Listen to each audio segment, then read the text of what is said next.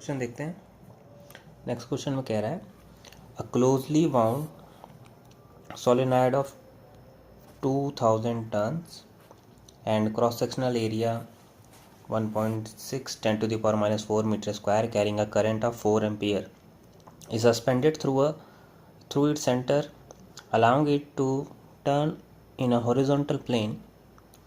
Find the magnetic moment associated with the solenoid. And next is magnitude and direction of torque on the solenoid. If horizontal magnetic field is 7.5 into 10 to the power minus 2 Tesla is set up at an angle of 30 degree with axis of solenoid. ठीक है, तो given देख लेते हैं। तो number of turns मतलब n की value कितनी दे रखी है 2000 टर्न्स।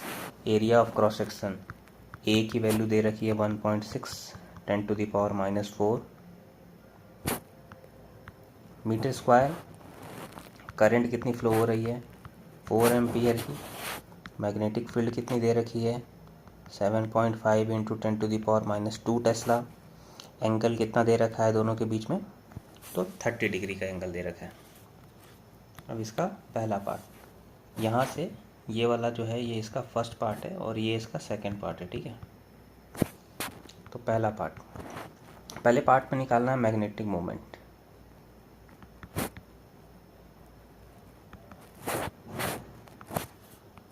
मैग्नेटिक मोमेंट जो होता है उसका फॉर्मूला होता है magnetic moment is equal to NIA के बराबर। ठीक है, नंबर ऑफ टर्न मेरे पास कितना है 2000। करंट कितनी फ्लो हो रही थी 4 एम्पियर की। एरिया कितना है 1.6 into 10 to the power minus 4। इसको सॉल्व करेंगे 16 into 4 6.4 into 2000 10 to the power minus 4।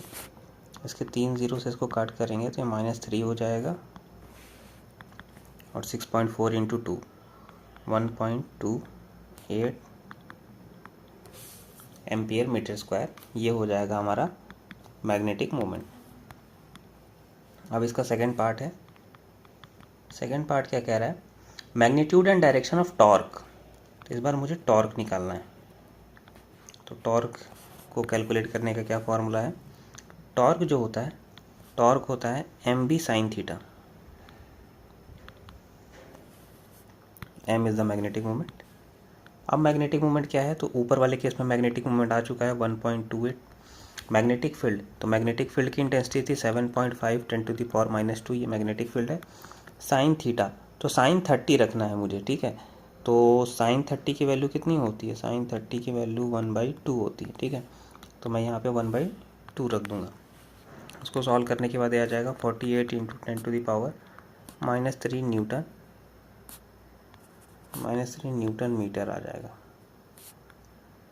So this is your answer. अब पूछ रहा है कि टॉर्क का डायरेक्शन क्या होगा। तो टॉर्क का डायरेक्शन बताने के लिए क्या करना होगा हमें,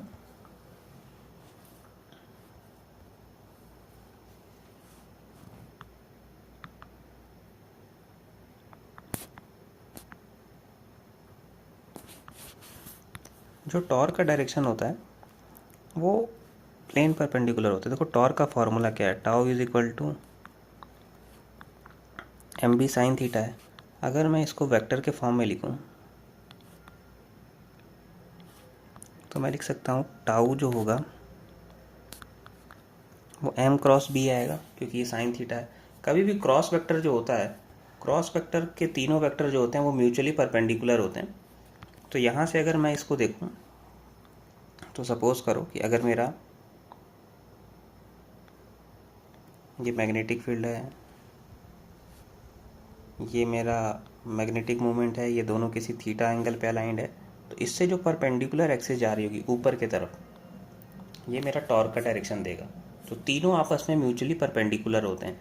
तो अगर मैं ये कहूँ कि टॉर्क अगर मेरा एक्स एक्सिस पर है, ये मेरा वाई एक्सिस पर है, तो बी मेरा जेड एक्सिस पर होगा। तो इस तरीके से हम कह सकते हैं। तो अगर डायरेक्शन की बात करें तो हम डायरेक्शन को कह सकते हैं कि direction of torque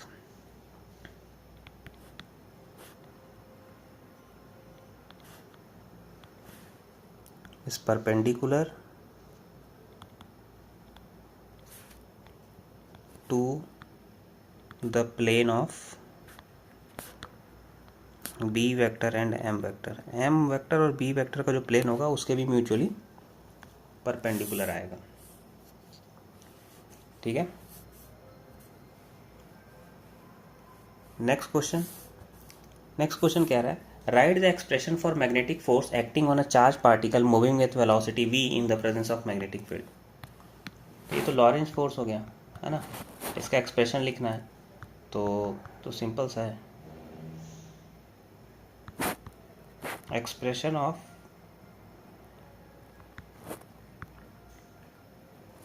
magnetic force, तो मैग्नेटिक फोर्स का क्या एक्सप्रेशन होता है, force is equal to Q V cross B. अगर मैं इसको नॉर्मल फॉर्म में लिखूं तो मैं लिख सकता हूँ Q V B sine theta.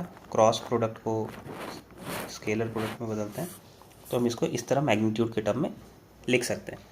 यहाँ पर भी सेम होगा, एफ की जो वैल्यू है वो वी क्रॉस बी के टर्म में आ रही है, तो यहाँ पर भी हम कह सकते हैं कि जो मेरा फोर्स होगा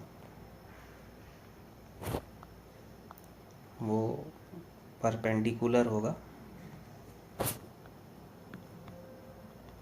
बी वेक्टर और वी वेक्टर के प्लेन के।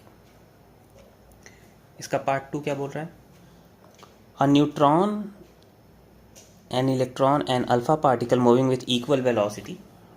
पार्ट 2 में एक न्यूट्रॉन है, एक इलेक्ट्रॉन है, एक अल्फा पार्टिकल है।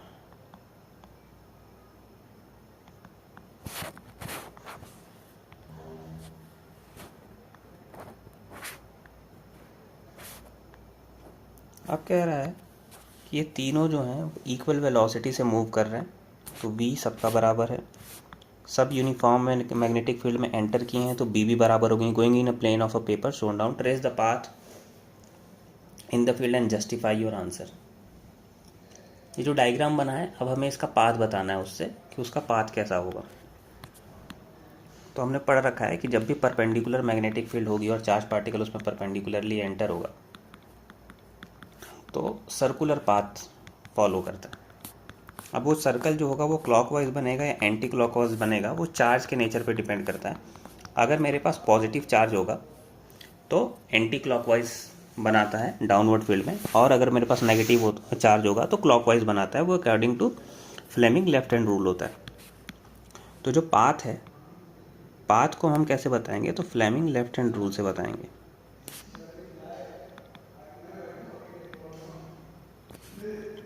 सपोज करो यहाँ पर मैं एक बार अल्फ़ा पार्टिकल की बात करते हैं। तो अगर यहाँ पर अल्फ़ा पार्टिकल होगा तो अल्फ़ा पार्टिकल के ऊपर पॉजिटिव चार्ज होता है। अल्फ़ा पार्टिकल यहाँ से v वेलोसिटी से एंटर किया तो उसका वेलोसिटी वेक्टर इधर होगा, मैग्नेटिक फील्ड का वेक्टर नीचे की तरफ है। फ्लेमिंग लेफ्ट हैंड रूल लगाएंगे तो ये हमारे पास फोर्स का डायरेक्शन ये आएगा। अब मुझे यहाँ पर अल्फ़ा पार्टिकल को मूव कराना है, तो एक वेलोसिटी वेक्टर उसको एक्स एक्सिस पे लेकर जा रहा है, फोर्स वेक्टर उसको वाई एक्सिस पर लेकर जा रहा है, दोनों के बीच में मूव करेगा, मतलब उसका पाथ जो होगा वो ऐसे ट्रेजेक्टरी इस तरीके से आएगी एंटी क्लॉकवाइज। इसी तरीके से सेम कंडीशन अगर हम देखें और अगर मेरे पास क्या हो, चार्ज जो हो वो नेगेटिव हो जाए तो इसका उल्टा उसमें मोशन होगा, क्योंकि फ्लेमिंग लेफ्ट हैंड रूल जब हम लगाएंगे तो उसमें जो है वो डाउनवर्ड फोर्स उसमें एक्ट होगा, और फोर्स का डायरेक्शन अगर नीचे की तरफ होगा तो इस बार जो है वो सर्कल जो है वो क्लॉकवाइज की तरफ बनाएगा। अब अगर ध्यान से देखो, अगर मैं इलेक्ट्रॉन को यहाँ पर v वेलोसिटी से एंटर कराता हूँ तो अगर ये वेलोसिटी वेक्टर का डायरेक्शन होगा तो यहाँ पे फोर्स की डायरेक्शन नीचे की तरफ आएगी। तो अब ना तो मेरा चार्ज पार्टिकल एक्स एक्सिस की तरफ जाना चाहता है, ना तो वाई एक्सिस की तरफ जाना चाहता है। ये क्या करेगा, इन दोनों के बीच वाले एक्सिस की तरफ जाएगा, तो इस तरीके से ये पाथ कवर करने की कोशिश करेगा जो कि क्लॉकवाइज डायरेक्शन में आएगा। और जाहिर सी बात रही, अगर मेरे पास न्यूट्रॉन है तो न्यूट्रॉन के ऊपर तो कोई चार्ज नहीं होता, तो जब न्यूट्रॉन के ऊपर चार्ज नहीं होता तो ये जो मैग्नेटिक लॉरेंज फोर्स है जिसकी वैल्यू जो होती है उसको हम अगर इससे दिखाते हैं कि F is equal to Q V B sine theta, तो अगर मेरे पास चार्ज जीरो होगा for neutron, Q is equal to zero, तो F अपने आप क्या आ जाएगा, ज़ीरो आ जाएगा। तो कोई फोर्स तो लगेगा ही नहीं, तो अगर मेरे पास न्यूट्रॉन हुआ तो न्यूट्रॉन पे कोई भी मैग्नेटिक लॉरेंस फोर्स या कोई भी मैग्नेटिक फोर्स तो लगने वाला ही नहीं है। अब उसके ऊपर अगर फोर्स नहीं लगेगा तो वेलोसिटी की जो भी डायरेक्शन होगी वो उसी डायरेक्शन में चला जाएगा, उसको कोई डेविएट करने वाला हमारे पास एक्सटर्नल एजेंट ही नहीं है। तो अगर मैं ये मानकर चलूँ कि मेरे पास न्यूट्रॉन है और न्यूट्रॉन v वेलोसिटी से मैग्नेटिक फील्ड के अंदर एंटर किया है, अगर ये v वेलोसिटी से एंटर करा तो फोर्स लगने वाला कोई पार्टिकल है ही नहीं, तो ये सीधा इससे स्ट्रेट लाइन पाथ में चला जाएगा। तो हमारा जो क्वेश्चन था वो था कि हमें इसका पाथ बताना था। ये डायग्राम बना हुआ है, हमें इसका पाथ बताना है। तो पाथ बताना है तो ये पॉजिटिव चार्ज क्या करेगा, पॉजिटिव चार्ज यहाँ से एंटी क्लॉकवाइज डायरेक्शन में मूव कर जाएगा, मतलब इस तरीके से। इलेक्ट्रॉन जो होगा वो इस तरीके से पाथ फॉलो करेगा और न्यूट्रॉन जो है वो सीधा पाथ फॉलो करेगा। तो इस तरीके से हमारा ये आंसर जो है ये सॉल्व हो जाता है।